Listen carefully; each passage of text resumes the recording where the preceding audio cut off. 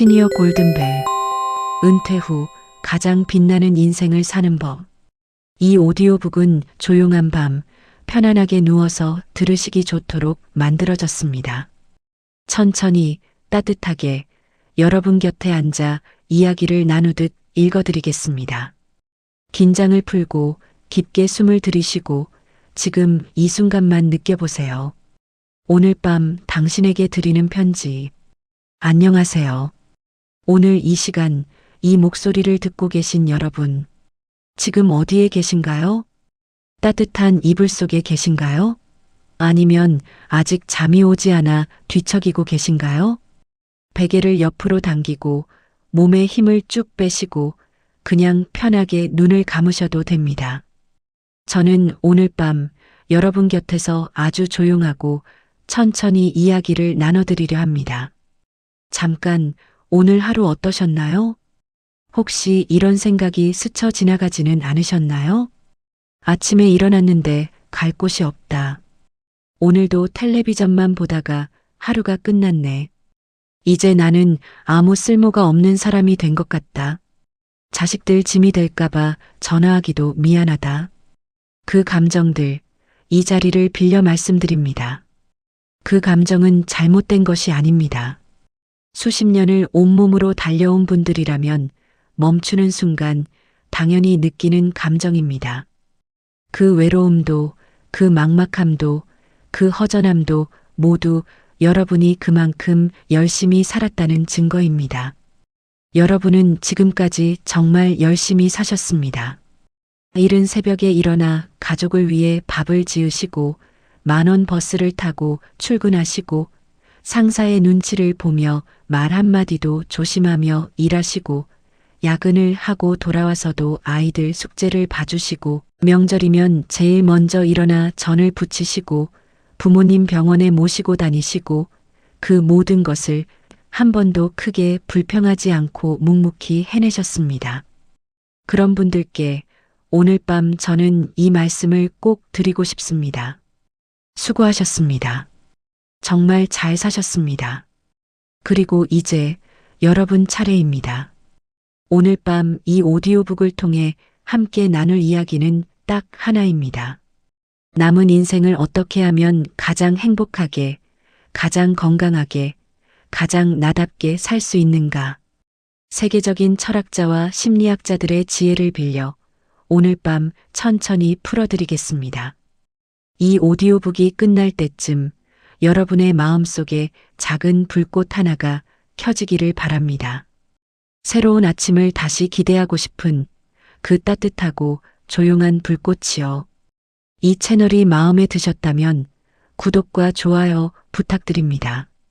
여러분의 응원이 더 많은 어르신들께 따뜻한 이야기를 전할 수 있는 힘이 됩니다. 댓글로 여러분의 이야기도 남겨주세요. 하나하나 다 읽겠습니다. 은퇴는 끝이 아니라 인생의 두 번째 봄입니다. 잠깐 기억을 되돌려 볼까요? 처음 직장을 그만뒀을 때, 혹은 아이들이 다 커서 집을 떠났을 때, 처음에 어떤 기분이 드셨나요? 허전하고 막막하고 무언가 아주 중요한 것을 잃어버린 것 같은 느낌. 그 감정, 아주 자연스럽고 당연한 것입니다. 수십 년을 쉬지 않고 달려왔는데 갑자기 멈추면 몸과 마음이 적응하는데 시간이 걸리는 법이니까요. 실제로 많은 분들이 은퇴 직후, 은퇴 후 증후군이라 불리는 시기를 겪으십니다. 아침에 일어나면 오늘 무엇을 해야 할지 모르겠고 밥맛도 없고 괜히 가족들한테 짜증이 나기도 하고 몸 이곳저곳이 갑자기 더 아프게 느껴지기도 합니다. 이것은 의지가 약해서가 아닙니다. 오랫동안 바쁘게 살았던 몸과 마음이 새로운 리듬을 찾는 과정입니다. 하지만 오늘 밤 저는 여러분께 한 가지를 꼭 말씀드리고 싶습니다. 은퇴는 끝이 아닙니다. 오히려 인생에서 가장 자유로운 계절이 비로소 시작되는 순간입니다. 봄을 생각해 보세요. 긴 겨울이 끝나고 나면 차갑고 딱딱했던 땅에서 새싹이 돋아나고 꽃이 피잖아요. 누가 시키지 않아도 자연스럽게 조용하지만 힘차게. 은퇴도 똑같습니다. 수십 년의 겨울이 끝나고 드디어 여러분만의 봄이 찾아온 것입니다. 젊을 때와 지금의 결정적인 차이. 젊을 때를 떠올려 보세요. 그때 우리는 얼마나 많은 것을 선택할 수 없었나요? 먹고 살기 위해서, 가족을 부양하기 위해서, 하기 싫어도 반드시 해야 하는 일들이 매일 기다리고 있었죠. 아침 몇 시에 일어나야 하는지도 내가 정할 수 없었고, 누구를 만나야 하는지도 내가 결정할 수 없었습니다. 무엇을 먹을지, 어디에 갈지, 주말을 어떻게 보낼지조차도 돈과 시간과 상황에 맞춰 살아야 했습니다. 하지만 지금은 다릅니다. 지금은 모든 것이 달라졌습니다. 아침에 몇 시에 일어날지 이제는 내가 정합니다. 오늘 누구를 만날지 내가 정합니다. 점심을 무엇으로 먹을지 내가 정합니다. 오후를 어떻게 보낼지 전부 다 내 손으로 돌아왔습니다. 이것이 불안하게 느껴지시나요? 아니면 설레이시나요? 솔직히 말씀드리면 처음에는 둘 다일 수 있어요. 그건 완전히 정상입니다. 오랫동안 남을 위해 살다가 나를 위해 살기 시작하면 그게 오히려 어색하게 느껴지는 분들이 많습니다. 심지어 내가 원하는 게 뭔지 모르겠다고 하시는 분들도 계세요. 수십 년을 남의 요청과 상황에 맞춰 살다 보니 정작 내가 무엇을 좋아하는지 잊어버린 것입니다. 그래서 지금부터 해야 할 일이 있습니다. 천천히 하나씩 다시 나를 알아가는 시간입니다. 어릴 때 좋아했던 것을 기억해 보세요. 학교 다닐 때 잘했던 것 하고 싶었지만 시간이 없어서 못했던 것, 언젠가는 꼭 해봐야지 생각했던 것. 그것들을 하나씩 적어보세요. 그 기억들이 바로 여러분의 두 번째 봄을 피워낼 씨앗입니다. 어떤 분은 꽃을 가꾸고 싶으셨을 수 있습니다. 어떤 분은 손자, 손녀와 한 달에 한 번이라도 여행을 떠나고 싶으실 수 있습니다. 어떤 분은 평생 한 번도 배워보지 못했던 악기를 배우고 싶으실 수도 있고, 어떤 분은 그냥 매일 아침 천천히 동네 한 바퀴를 걸으며 사람들과 인사 나누는 것이 소원이실 수도 있습니다. 크든 작든 대단하든 소박하든 그것이 여러분의 두 번째 봄입니다. 첫 번째 명언 헨리 데이비드 소로. 자신이 꿈꾸는 방향으로 자신 있게 나아가고 상상해왔던 삶을 살기 위해 노력하는 사람은 예상치 못한 순간에 성공을 만나게 될 것이다. 헨리 데이비드 소로, 헨리 데이비드 서로, 미국의 철학자 시인. 소로는 19세기 미국의 철학자이자 시인으로 세상의 소음을 뒤로하고 숲속 작은 오두막에서 자신만의 삶을 살았던 사람입니다. 그는 말했습니다. 크게 시작하지 않아도 된다고. 그냥 자신이 원하는 방향으로 조금씩 발걸음을 옮기기만 하면 된다고. 걷고 싶었다면 오늘 집 앞 골목을 한 바퀴 걸어보세요. 그림이 그리고 싶었다면 오늘 연필 하나를 꺼내 아무거나 그려보세요. 글을 쓰고 싶었다면 오늘 일기장에 딱 3줄만 적어보세요. 노래가 하고 싶었다면 오늘 혼자 조용히 한 곡을 불러보세요. 그 아주 작은 발걸음이 쌓이고 쌓여서 어느 날 돌아보면 여러분의 두 번째 봄이 환하게 피어 있을 것입니다. 소로의 말처럼 예상치 못한 순간에 지금 이 순간 내 앞에 하얀 도화지가 하나 놓여 있다고 상상해 보세요. 아무것도 그려져 있지 않은 깨끗한 도화지입니다. 이제 여기에 무엇을 그릴지는 전적으로 여러분이 결정합니다. 인생의 두 번째 도화지를 받으신 것입니다. 직장 생활 30년, 40년 동안 여러분은 남이 정해준 틀 안에서 살았습니다. 출근 시간, 퇴근 시간, 업무 내용, 인간관계 대부분이 내가 선택한 것이 아니었습니다. 그 틀 안에서 최선을 다하셨고 그것이 정말로 대단한 일이었습니다. 하지만 이제 그 틀이 없어졌습니다. 처음에는 그게 불안하게 느껴지지만 사실 이것은 인생에서 처음으로 찾아온 진짜 자유입니다. 두 번째 봄에는 서두를 필요가 없습니다. 봄꽃이 피는 것을 보신 적 있으시죠? 꽃은 절대로 서두르지 않습니다. 자신의 때가 되면 조용히 아름답게 핍니다. 여러분의 두 번째 봄도 그렇게 펼쳐질 것입니다. 매일 조금씩 자신에게 맞는 속도로 걸어가면 됩니다. 나는 쓸모없다는 그 생각에서 벗어나는 법.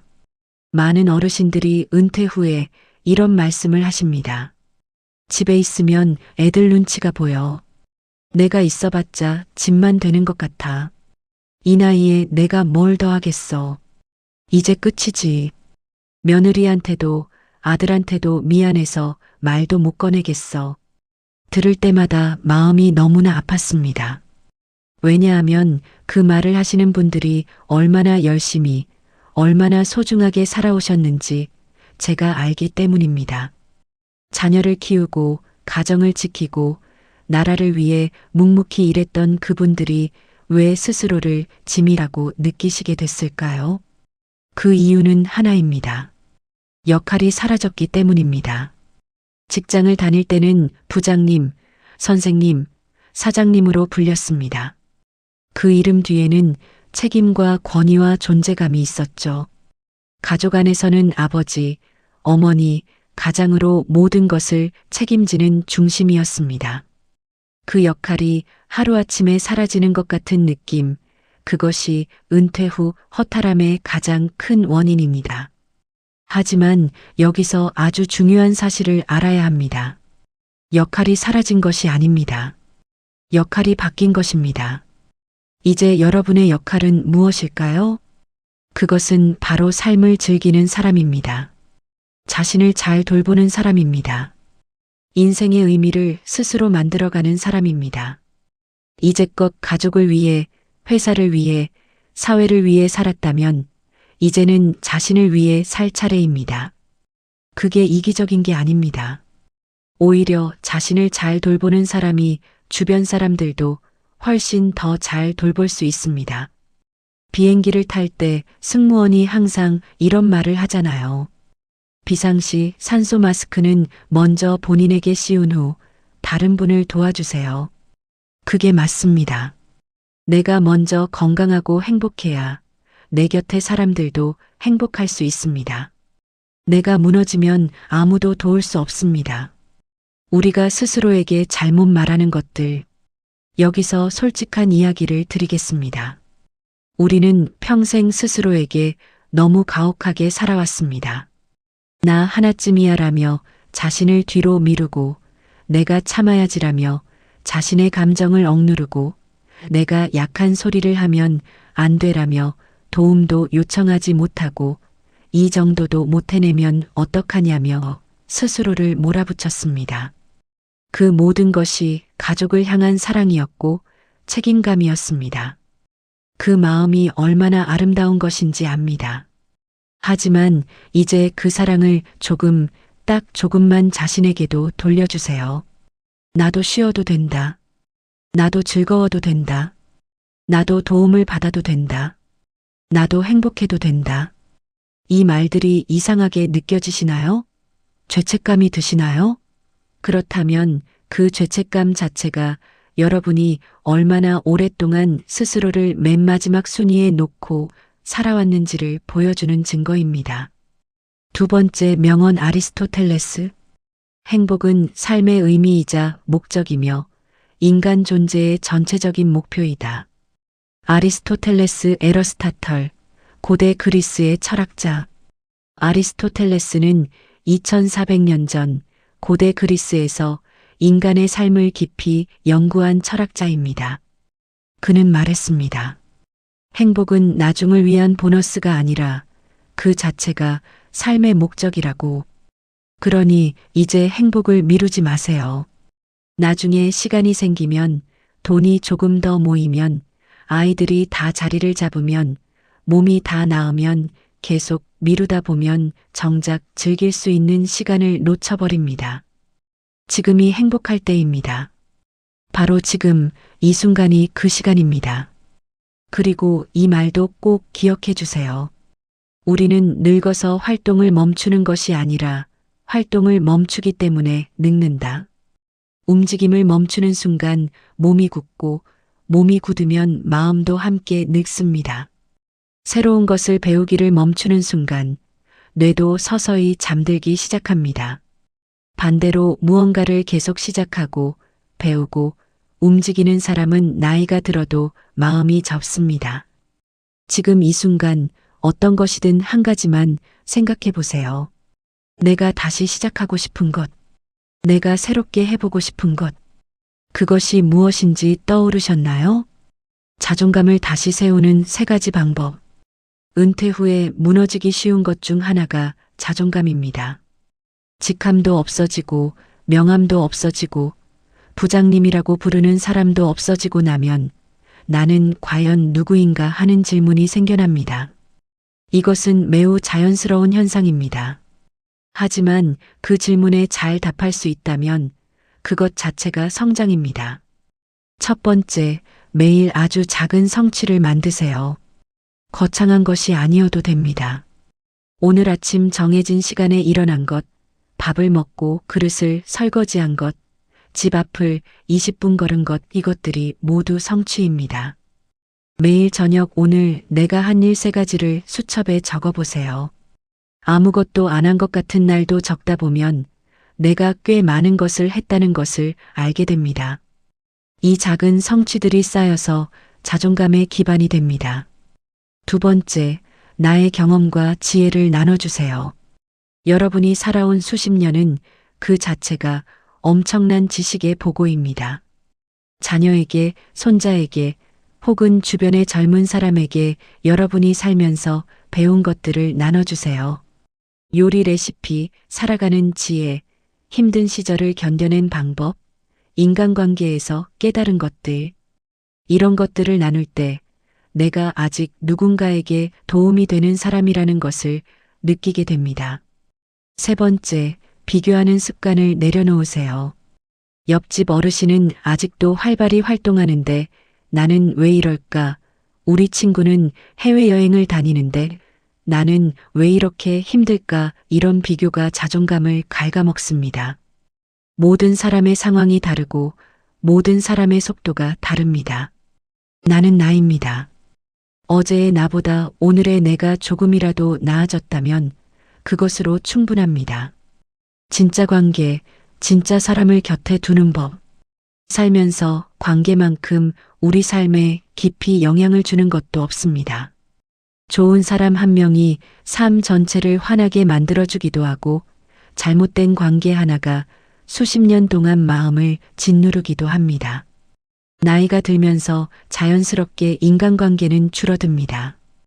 은퇴를 하면 직장 동료들과 멀어지고 자녀들은 바쁘고 오래된 친구들은 몸이 아프거나 멀리 있고 옆집 이웃과도 전처럼 자주 만나기 어렵죠. 많은 분들이 이것을 무척 슬프게 보십니다. 왜 이렇게 주변에 사람이 없어졌을까 하며 외로워하시죠. 하지만 저는 오늘 이 관점을 조금 바꿔드리고 싶습니다. 관계가 줄어드는 것은 상실이 아닙니다. 그것은 진짜만 남는 정제의 과정입니다. 젊을 때는 어쩔 수 없이 유지해야 하는 관계가 너무나 많았습니다. 직장 상사, 동료, 거래처, 사람들, 동창 모임, 동네 이웃, 처가, 식구, 시댁 식구 마음이 맞지 않아도 불편해도 심지어 상처를 받아도 억지로 웃으며 지내야 했습니다. 그것이 사회생활이었으니까요. 하지만 이제는 다릅니다. 이제는 정말로 좋은 사람, 진심으로 마음이 맞는 사람, 함께 있으면 편안하고 따뜻한 사람들과만 시간을 보낼 수 있습니다. 그게 얼마나 큰 축복인지 아시나요? 평생 그렇게 살고 싶었는데 이제 그게 가능해진 것입니다. 정리해도 되는 관계, 더 가까이 해야 할 관계.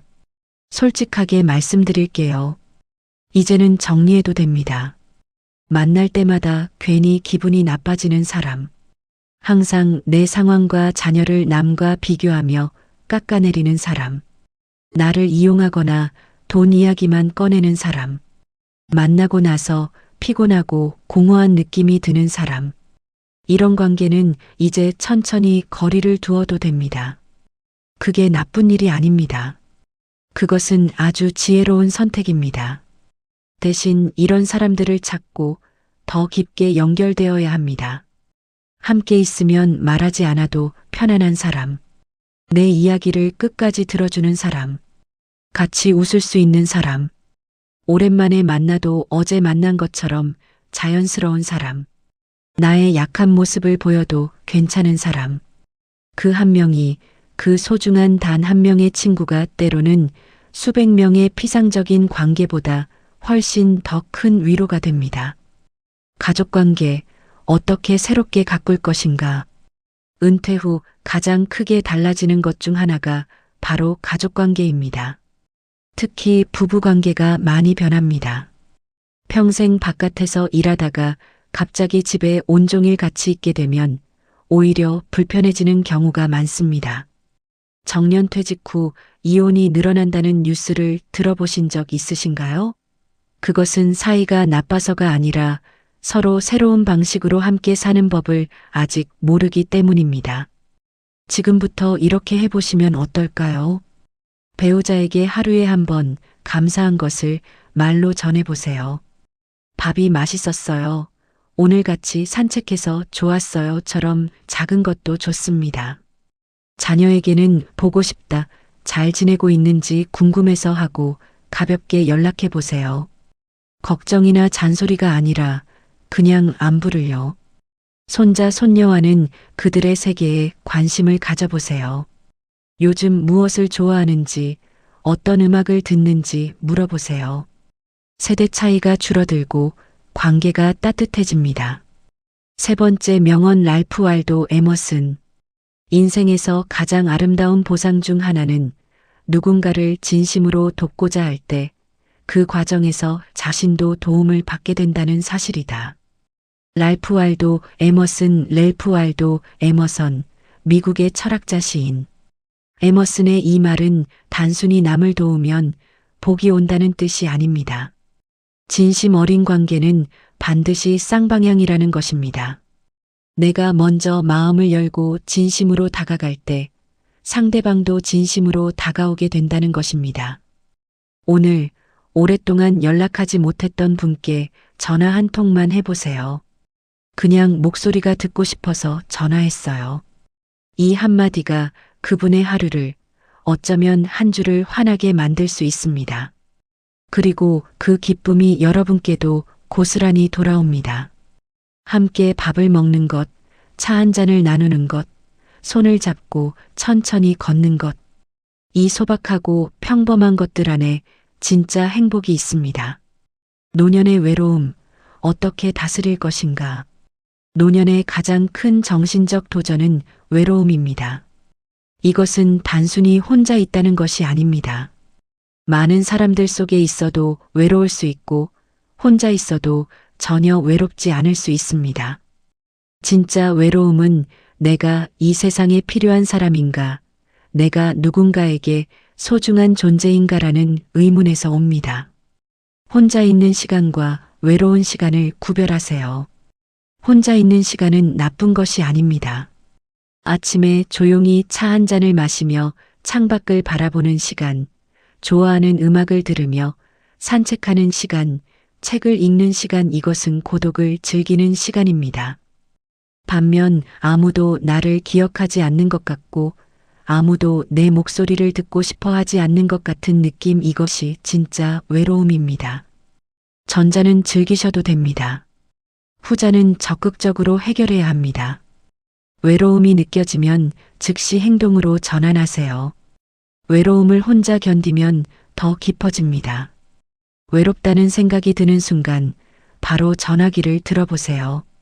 아무에게나 전화해서 그냥 목소리가 듣고 싶어서요라고 해보세요. 또는 집 밖으로 나가보세요. 동네 편의점을 한번 다녀오는 것만으로도 기분이 달라집니다. 사람과 눈이 마주치고 인사를 나누는 것만으로도 외로움이 많이 줄어듭니다. 경로당이나 노인복지관을 이용해 보시는 것도 좋습니다. 처음에는 조금 어색해도 두세 번 가다 보면 자연스럽게 어울릴 수 있습니다. 마음이 맞는 분을 한 명이라도 만나면 그것이 큰 힘이 됩니다.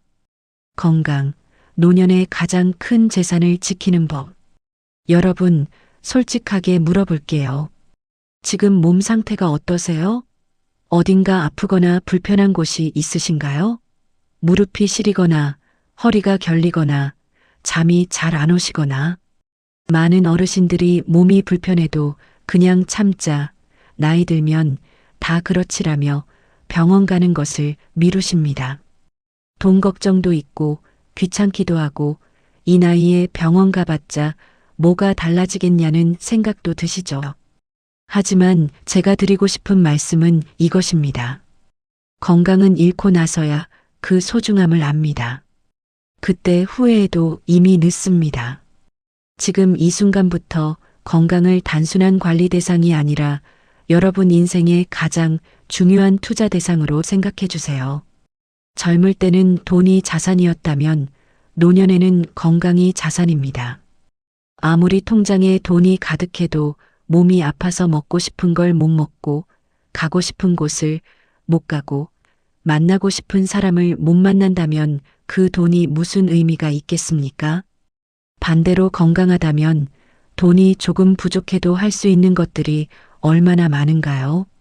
산을 걸을 수 있고 시장을 구경할 수 있고 손자 손녀와 뛰어놀 수 있고 먹고 싶은 것을 맛있게 먹을 수 있습니다. 건강을 지키는 7가지 실천. 지금부터 이것만은 꼭 지켜주시기를 부탁드립니다. 첫째, 하루 2030분 걷기. 꼭 빠르게 걸을 필요도 없고 멀리 갈 필요도 없습니다. 집 앞 골목이든 아파트 단지 안이든 동네 공원이든 천천히 걸으시면 됩니다. 규칙적인 걷기는 심장을 건강하게 하고 관절을 유연하게 하고 뇌를 활성화시켜 치매 예방에도 큰 도움이 된다는 것이 수십 년간의 연구로 밝혀졌습니다. 날씨가 나쁘면 실내에서라도 제자리 걷기를 하세요. 둘째, 소식하기. 배가 70% 정도 찼을 때 수저를 놓는다는 동양의 오래된 지혜가 있습니다. 세계적으로 장수 인구가 많기로 유명한 일본 오키나와, 이탈리아 사르데냐, 그리스 이카리아, 이 지역들의 공통점 중 하나가 바로 소식입니다. 위장에 무리를 주지 않고 소화기관이 제대로 쉴 수 있게 해주는 것, 이것이 장수의 비결입니다. 셋째, 규칙적인 생활 리듬 유지하기. 아침에 일어나는 시간, 식사 시간, 잠자리에 드는 시간을 일정하게 유지하세요.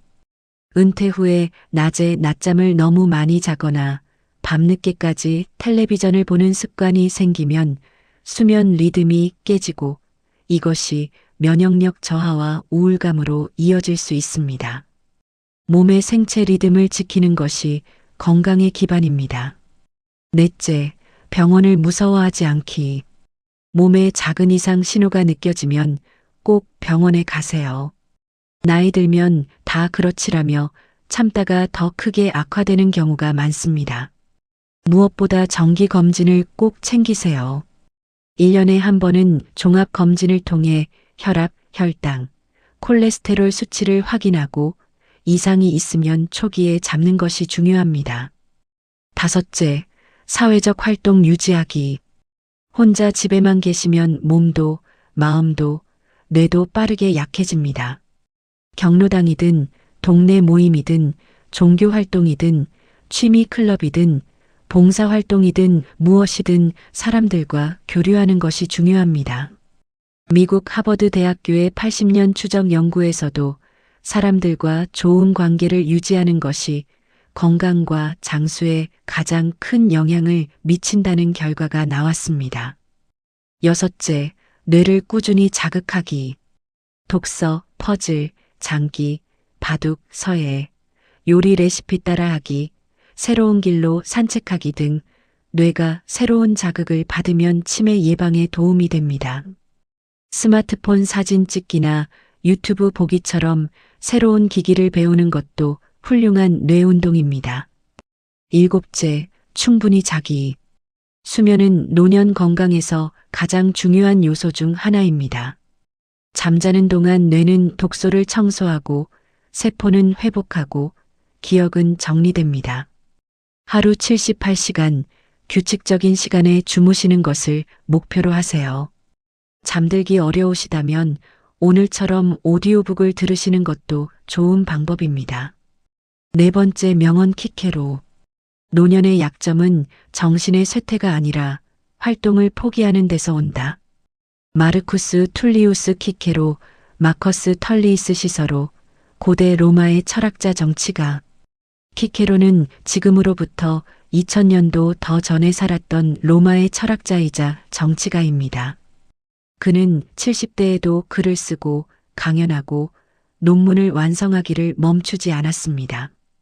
그리고 이렇게 말했습니다. 내가 늙었다고 느끼는 것이 아니라 무언가를 하고 있기 때문에 젊다고 느낀다. 여러분도 그럴 수 있습니다. 아니, 그럴 수 있는 것이 아니라 지금 그것을 선택할 수 있습니다. 건강은 관리하는 것이 아닙니다. 투자하는 것입니다. 오늘 당장 시작하세요. 오늘 밤 이 오디오북을 다 듣고 나서 내일 아침에 딱 10분만 집 앞을 걸어보세요. 단 10분입니다. 그 10분이 10년의 삶을 완전히 바꿀 수 있습니다. 수면, 노년 건강의 숨은 핵심. 오늘 이렇게 오디오북을 들으시는 분들 중에 잠을 잘 못 주무시는 분들이 계실 것입니다. 실제로 노년에는 수면의 질이 크게 떨어지는 경우가 많습니다. 새벽 2, 3시에 깨서 다시 잠들지 못하거나 자도 피곤하거나 낮에 너무 졸린 경우도 있죠. 수면은 단순히 쉬는 것이 아닙니다. 자는 동안 우리 뇌는 그날의 기억을 정리하고 노폐물을 청소하며 세포는 회복합니다. 수면이 부족하면 면역력이 떨어지고 기억력이 나빠지고 감정 조절이 어려워지며 만성 통증도 심해집니다. 잠을 잘 자는 몇 가지 방법을 알려드릴게요.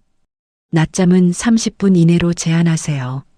낮잠을 오래 자면 밤잠이 더 어려워집니다.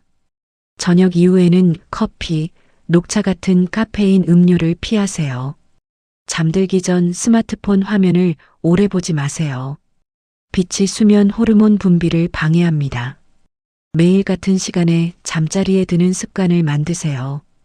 따뜻한 물로 발을 씻거나 족욕을 하면 혈액순환이 좋아지고 잠이 더 잘 옵니다.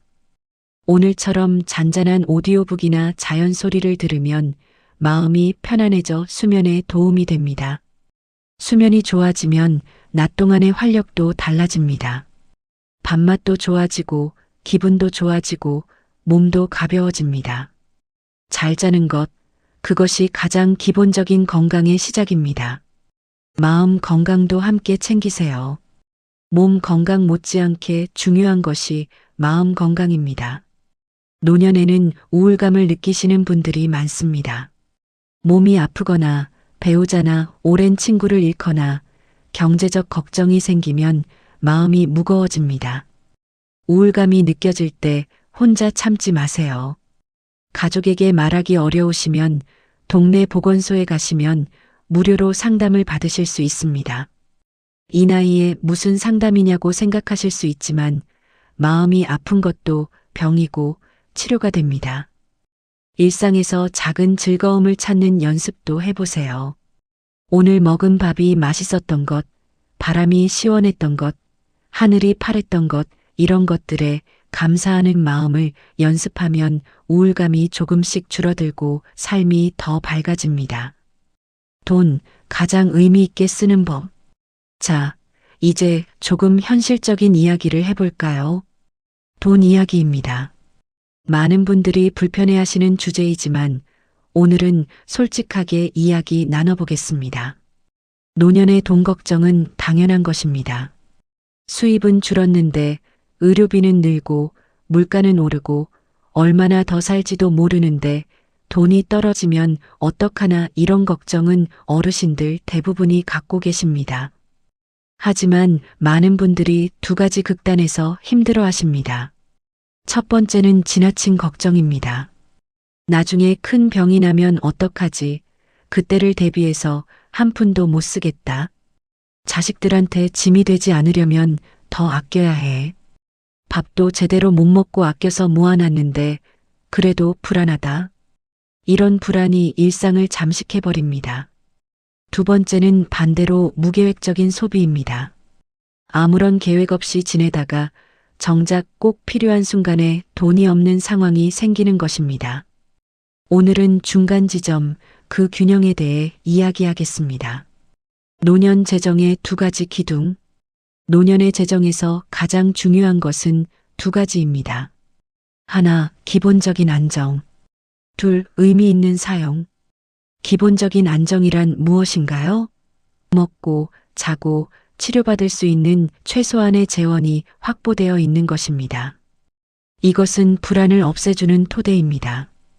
이것이 있어야 마음이 편해지고 마음이 편해야 삶을 즐길 수 있습니다. 하지만 그 이상의 돈을 무한정 쌓아두는 것이 과연 행복으로 이어지느냐는 다른 문제입니다. 실제로 많은 어르신들이 평생 아끼고 모아서 통장에 큰 금액을 두고 정작 그 돈을 한 번도 제대로 써보지 못한 채 생을 마치는 경우가 있습니다. 그 이야기를 들을 때마다 마음이 몹시 아픕니다. 그 돈은 도대체 언제 쓰려고 모으신 건가요?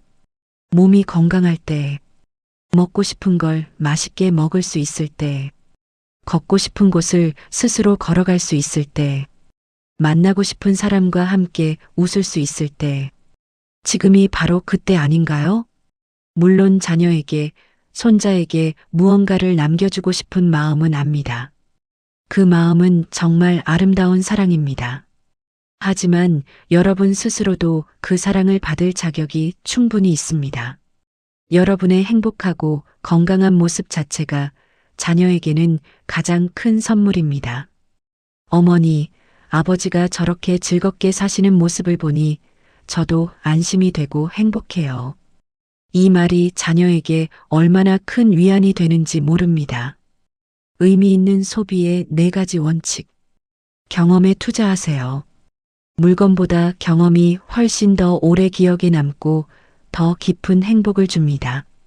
새 옷을 사는 것보다 오래된 친구와 맛있는 밥 한 끼를 먹는 것, 비싼 물건을 쌓아두는 것보다 가족과 함께 기차를 타고 바다를 보러 가는 것, 이런 경험들이 마음속에 보물처럼 남습니다. 나이 들어 이불 속에서 떠올릴 수 있는 행복한 기억들을 지금 만들어 두세요. 건강에 투자하세요. 좋은 음식, 적당한 운동, 필요한 의료비는 절대 아끼지 마세요. 이것이야말로 가장 현명하고 가장 수익률이 높은 투자입니다.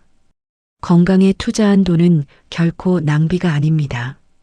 그것은 앞으로의 모든 행복을 가능하게 만드는 기반을 쌓는 것입니다. 배움에 투자하세요. 새로운 것을 배우는 수업료, 책값, 가고 싶은 곳에 가는 여행비. 이것들은 여러분의 삶을 더욱 풍요롭게 만드는 소비입니다. 이 나이에 뭘 배우냐는 생각은 가장 위험한 생각입니다. 배움에는 나이가 없습니다. 새로운 것을 배우기 시작하는 순간 인생은 다시 생기를 찾습니다. 나눔에 투자하세요.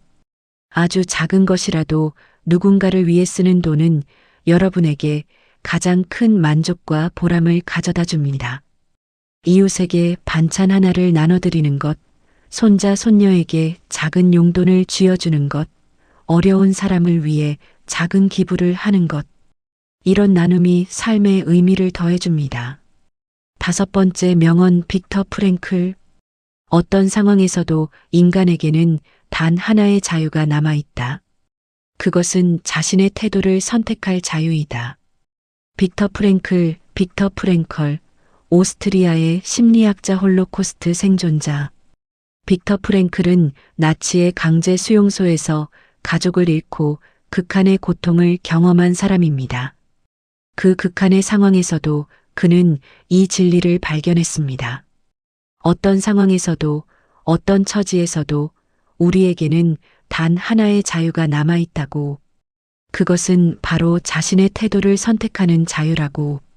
돈을 어떻게든 더 쌓아야 할 불안의 대상으로 볼 것인지, 지금 의미 있게 써야 할 삶의 도구로 볼 것인지, 그 태도의 선택이 노년의 삶의 질을 결정합니다. 단순하게 살수록 삶은 더 풍요로워진다. 많이 쌓는 것이 아니라 의미 있게 나누는 것. 그것이 진정한 풍요입니다.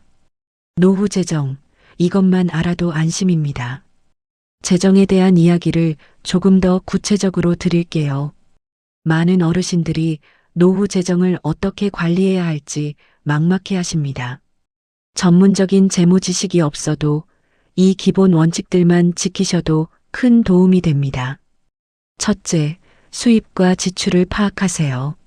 매달 들어오는 돈이 얼마인지, 나가는 돈이 얼마인지 파악하는 것이 기본입니다. 국민연금, 기초연금, 이자, 수입 등을 합산하고 생활비, 의료비, 경조사비 등을 적어보세요. 막연하게 돈 걱정을 하는 것보다 숫자로 파악하면 불안이 많이 줄어듭니다. 둘째, 예비비를 따로 마련해 두세요. 갑자기 아파서 병원비가 생기거나 전자제품이 고장나는 등 예상치 못한 지출이 발생할 수 있습니다. 생활비와 별도로 비상금을 3개월치 정도 따로 보관해 두시면 이런 상황에서 당황하지 않을 수 있습니다. 셋째, 금융 피해를 주의하세요. 어르신들을 대상으로 한 금융 사기가 매우 많습니다. 고수익 보장, 원금 보장, 지금 당장 결정해야 한다. 이런 말이 나오면 무조건 의심하세요. 중요한 금융 결정은 혼자 하지 마시고 반드시 자녀나 믿을 수 있는 사람과 상의하신 후에 결정하세요. 넷째, 기초연금과 각종 복지 혜택을 꼭 챙기세요. 만 65세 이상이시면 기초연금을 받으실 수 있습니다. 노인 교통비 지원, 통신비 할인, 문화시설 무료 입장 등 다양한 혜택들이 있습니다. 이런 혜택들을 모르고 놓치시는 분들이 많습니다. 주민센터나 동네 복지관에 방문하시면 자세한 안내를 받으실 수 있습니다. 남은 인생 가장 나답게 사는 법. 자, 이제 오늘 밤 마지막 이야기입니다. 가장 중요한 이야기이기도 합니다. 지금까지 나눈 5가지 이야기를 하나로 묶는 이야기입니다. 지금까지 우리는 이런 이야기를 나눴습니다. 은퇴를 인생의 2번째 봄으로 바라보는 것. 쓸모없다는 생각에서 벗어나는 것. 진짜 관계를 가꾸는 것. 건강을 최우선 자산으로 돌보는 것. 돈을 의미 있게 사용하는 것. 이 모든 것을 관통하는 하나의 핵심 메시지가 있습니다. 지금부터는 가장 나답게 사세요.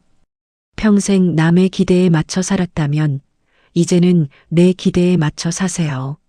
남들이 이 나이에 그걸 왜 해? 라고 해도 여러분이 하고 싶은 것을 하세요. 남들이 그냥 집에서 쉬지라고 해도 여러분이 나가고 싶으면 나가세요. 남들이 이제 늙었잖아라고 해도 여러분의 마음이 젊다면 젊은 것입니다.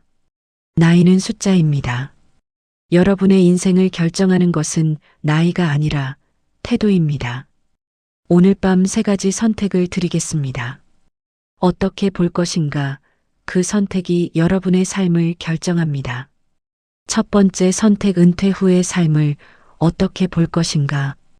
끝으로 볼 것인가? 시작으로 볼 것인가? 똑같은 상황을 끝으로 보는 사람과 시작으로 보는 사람의 삶은 완전히 달라집니다. 두 번째 선택, 혼자 있는 시간을 어떻게 볼 것인가? 외로움으로 볼 것인가? 자유로 볼 것인가? 평생 이렇게 자신만의 시간을 가져본 적이 있었나요? 이 시간을 어떻게 채우느냐에 따라 인생이 달라집니다. 세 번째 선택, 몸의 변화를 어떻게 볼 것인가? 노쇠로 볼 것인가? 지혜의 축적으로 볼 것인가? 세월이 만들어준 주름, 느려진 걸음, 하얗게 센 머리카락. 이것은 패배가 아닙니다. 오랜 세월을 살아낸 사람만이 가질 수 있는 아름다운 훈장입니다. 이 모든 선택이 여러분의 손에 있습니다. 지금 시작해도 절대 늦지 않습니다. 혹시 이런 생각이 드시나요? 이제 와서 뭘 시작하기엔 너무 늦었어. 나이가 몇인데. 잠깐 이 이야기를 들어보세요. 세계적으로 유명한 화가 모지스 할머니는 75세에 처음 그림을 시작했습니다. 손이 불편해서 자수를 못하게 되자 그냥 한번 붓을 들어봤다고 합니다. 그리고 101세로 생을 마감할 때까지 1600점이 넘는 그림을 그렸습니다. 지금도 그녀의 그림은 세계 유명 미술관에 걸려 있습니다. 우리나라에도 60대, 70대, 80대에 새로운 것을 시작해서 새로운 삶을 살고 계신 분들이 얼마나 많은지 아시나요? 70대에 유튜브를 시작해서 수십만 구독자를 가진 어르신, 65세에 대학에 입학한 어르신, 80세에 처음 바다 수영을 배운 어르신, 그분들에게 공통점이 하나 있습니다. 지금 시작해도 늦지 않다고 생각했다는 것입니다. 인생은 당신이 생각하는 것보다 길다. 그리고 지금이 가장 좋은 시작 시점이다.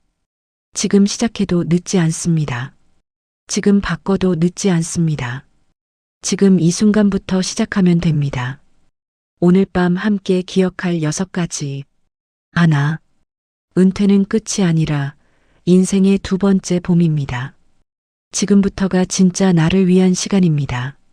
작은 발걸음 하나가 두 번째 봄을 피워낼 씨앗이 됩니다. 둘, 쓸모없다는 생각을 버리세요. 여러분의 역할이 사라진 것이 아니라 바뀐 것입니다. 이제 여러분의 역할은 삶을 즐기는 사람입니다. 셋, 진짜 관계에 집중하세요. 불편한 관계는 정리하고 마음 편한 사람과 더 깊게 연결되세요. 가까운 사람과의 따뜻한 한 끼, 짧은 전화 한 통이 가장 큰 행복입니다. 넷, 건강이 최고의 자산입니다.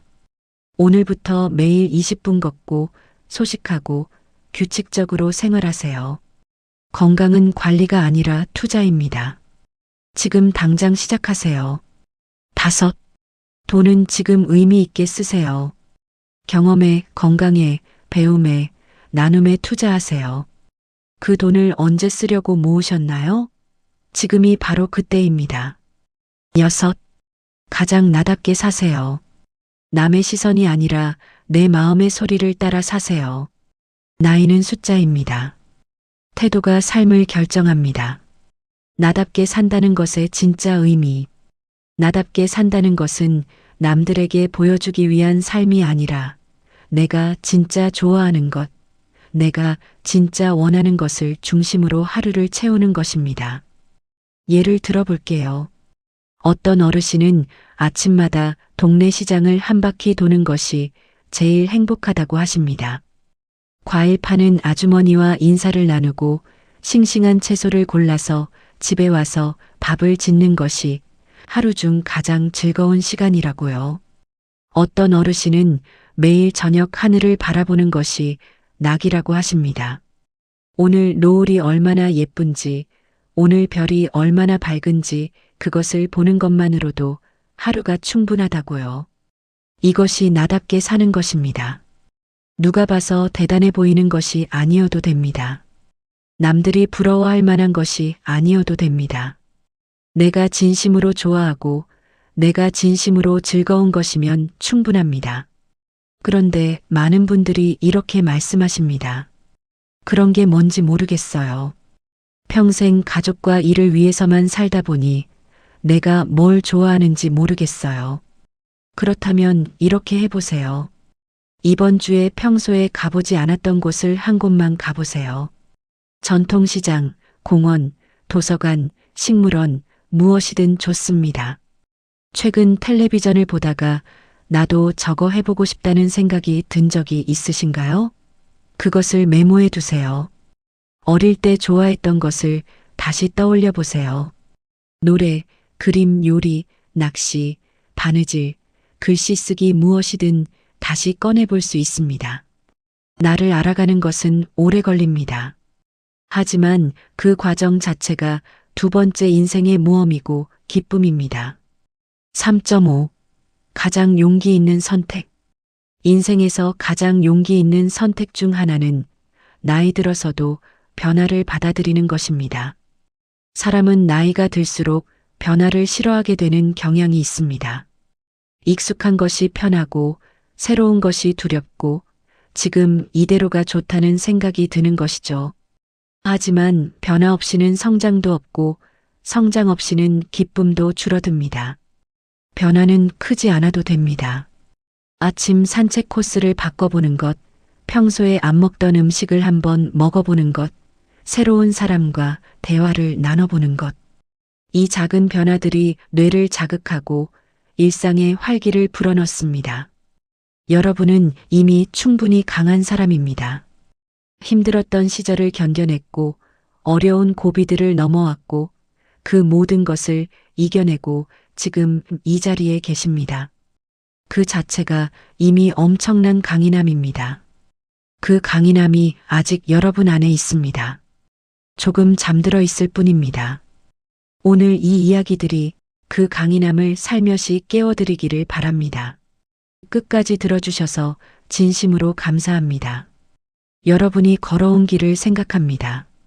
아무도 알아주지 않아도 묵묵히 가족을 위해, 나라를 위해 살아온 그 세월을, 누군가는 그 세월을 그냥 나이라고 부를 수 있겠지만 저는 그것을 인생의 깊이라고 부르고 싶습니다. 깊은 우물일수록 물이 맑고 차갑습니다. 여러분이 살아온 세월이 깊을수록 여러분의 인생은 더 맑고 더 진합니다. 여러분의 인생은 이미 충분히 값지고 충분히 아름다웠으며 앞으로도 충분히 빛날 수 있습니다. 지금 이 순간부터 여러분의 두 번째 인생이 다시 시작됩니다. 천천히 여유롭게 기쁘게 오늘 밤 편안하게 주무시고요. 내일 아침 눈을 뜨실 때 이 세 가지만 기억해 주세요. 나는 아직 살아있다. 나는 아직 할 수 있다. 지금 이 순간이 가장 소중하다. 이 세 가지만 기억하시면 인생은 분명히 달라집니다. 오늘 하루보다 내일이 더 나아질 것입니다. 좋은 꿈 꾸세요. 내일도 모레도 또 만나요. 시니어 골든벨. 구독, 좋아요, 댓글로 함께 해주세요. 여러분 한 분 한 분의 이야기가 또 다른 누군가에게 큰 용기가 됩니다. 이 오디오북은 오직 여러분을 위해 만들어졌습니다. 행복하게, 건강하게, 나답게. 오늘도 내일도 늘 평안하세요. 감사합니다.